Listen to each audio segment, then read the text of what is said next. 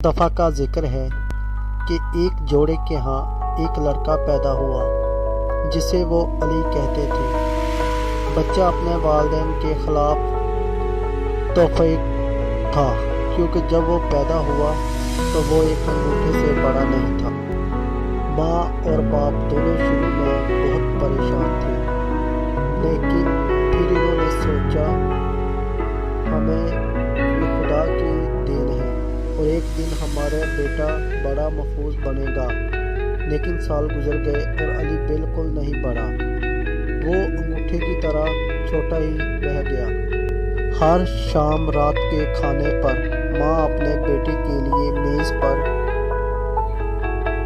जगह रखती, वो इसके सामने एक छोटी सी प्लेट रख देती और इसमें एक चाय का चम्मच सूप से भरती। अली के पास एक छोटा सा प्याला भी था जिसे इसकी माँ पानी के कतरे से भर दिया करती थी। घर वाले जब घर पर होते थे तो सब ठीक था, लेकिन माँ बाप अपने बेटे की वजह से शर्मिंदा थे, ये सोच के कि अगर किसी ने इसे देखा तो वो नौजवान लड़के को छुपा दिया। इसलिए इसे घर के अंदर हमेशा नज़र से पोशीदा रखा हुआ था। मजीद कई साल गुजर गए और बिल्कुल अली ने अपनी 20वीं सालगिरह भी मना ली और वो अभी भी अंगूठे की तरह छोटा था, लेकिन इसकी आवाज़ बहुत गहरी और बहुत बुलंद हो चुकी थी। दरहकीकत अगर कभी कोई इनके बेटे को बोलते हुए सुनता तो वो समझता कि ये किसी बड़े आदमी की आवाज़ है। अली एक बहुत उदास नौजवान था, क्योंकि इसका कोई दोस्त नहीं था और अपने सारा वक्त अपने वालिदैन के साथ घर के अंदर ही गुजार देता था।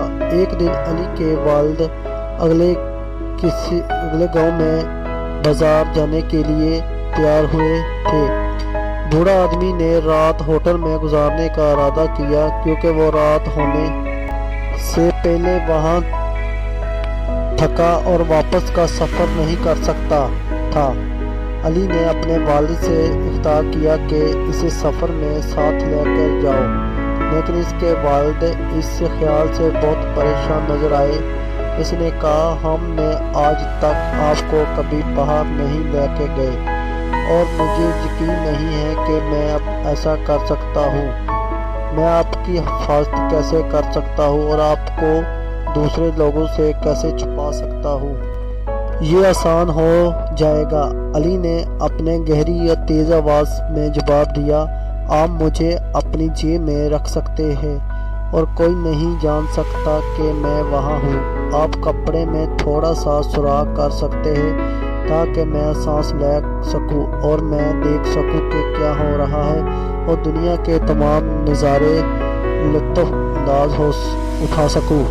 अली के वालिद ने महसूस किया कि अली घर से निकलने के ख्याल से कितना परखुश था और इस वजह से इसने अपने इकलौते बेटे को ना कहना नामुमकिन पाया। किसी की जेब में एक बहुत छोटा सा सुराख किया और अली को अंदर डाला।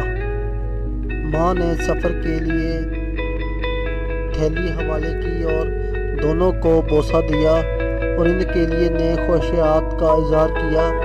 फिर अली और इसके वालिद पड़ोसी शहर के बाज़ार की तरफ रवाना हुए। सारा दिन सफ़र करने के बाद अली और इसके वालिद सड़क के किनारे होटल पहुँचे। वालिद ने कहा, हम यहाँ रात के लिए एक कमरा हासिल करेंगे और कल हम घर वापस जाने से पहले सुबह सवेरे बाजार जाएंगे।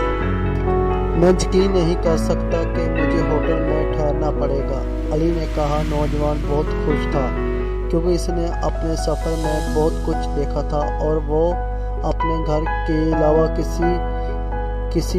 कहीं नहीं सोया था। अली के वालिद ने एक कमरे के लिए अदायगी की और रात के खाने की तैयारी के लिए अपना बैग सीढ़ियों से ऊपर ले गया।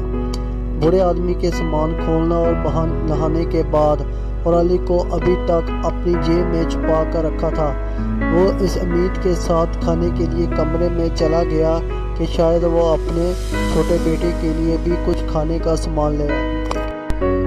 بہت غیر معمول تھا۔ جیسے ہی تمام مہمان رات کے وقت کھانے پر بیٹھے، چوروں کا ایک گروپ ہوٹل میں داخل ہوا۔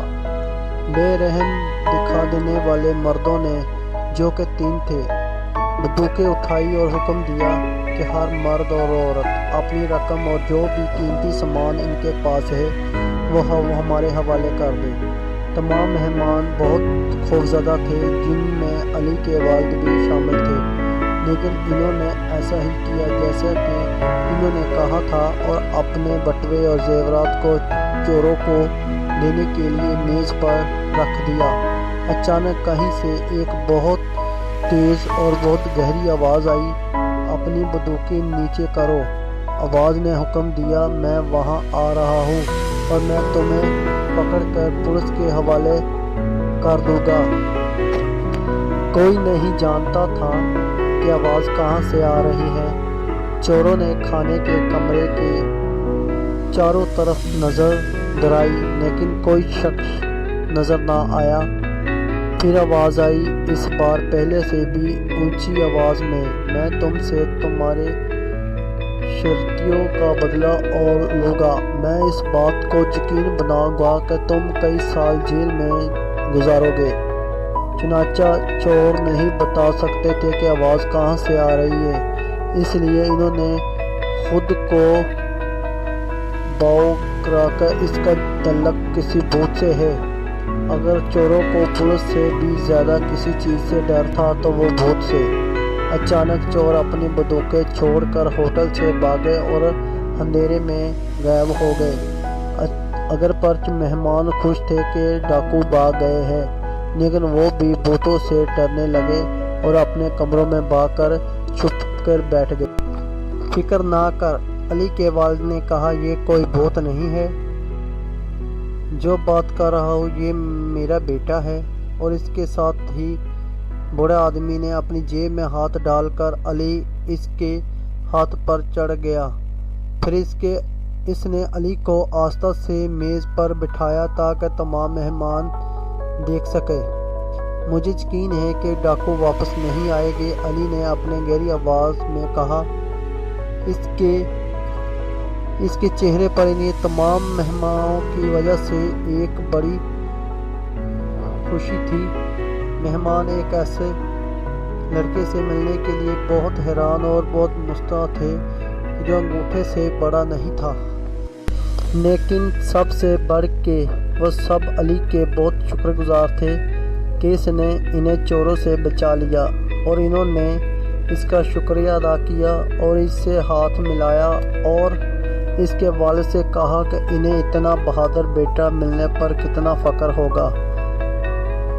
صبح جب وہ بازار کے لیے ہوٹل سے نکلا تو علی کے والد نے اپنے چھوٹے بیٹے کو جیب سے نکال کر اپنے کندھے پر بٹھا لیا۔ ساری صبح بازار میں اور پھر گھر جاتے ہوئے بوڑھے آدمی کو کندھے سے علی کو لوگوں سے ملایا، اور ان نے بہت فخر محسوس کیا اور سب کو بتایا کہ کس طرح اس کے بیٹے نے 3 چوروں کو اپنی آواز سے بھگا دیا۔ اس شام جب باپ اور بیٹا گھر پہنچے تو علی کی ماں بہت پریشان نظر آئی کہ علی ان کے کندھے پر بیٹھا ہوا تھا۔ کیا ہوا اگر کوئی اسے دیکھ لے؟ اس نے اپنے شوہر سے پوچھا، لیکن بوڑھے آدمی مسکرایا اور اپنی بیوی کو سمجھایا کہ ان دنوں نے ہوٹل میں کیسا واقعہ ہوا، علی نے کس طرح سب چوروں کو بھگایا اور ڈر کے چور بھاگ گئے۔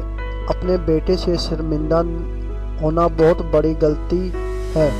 ہمیں اتنے سالوں تک اسے گھر میں چھپا کر نہیں رکھنا چاہیے تھا، لیکن علی اور ان کے تمام چیزوں پر فکر کرنا چاہیے جو وہ کرنے کے قابل ہے۔ علی کی ماں کو واقعی بہت فخر ہوا جب اس نے اپنے بیٹے کی بہادری کی داستان سنی اور وعدہ کیا کہ وہ اسے کبھی نہیں چھپائے گی اور پھر کبھی شرمندگی محسوس نہیں کرے گی۔ اس دن کے بعد سے علی انگوٹھے نے ہمیشہ اپنے والد کے کندھے پر سفر کیا اور یہاں بھی جائے، اور اس نے بہت سے کام کیے اور ہمیشہ انجوائے کیا۔ ہمارے چینل کو سبسکرائب کریں، لائک کریں، کمنٹ کریں، شیئر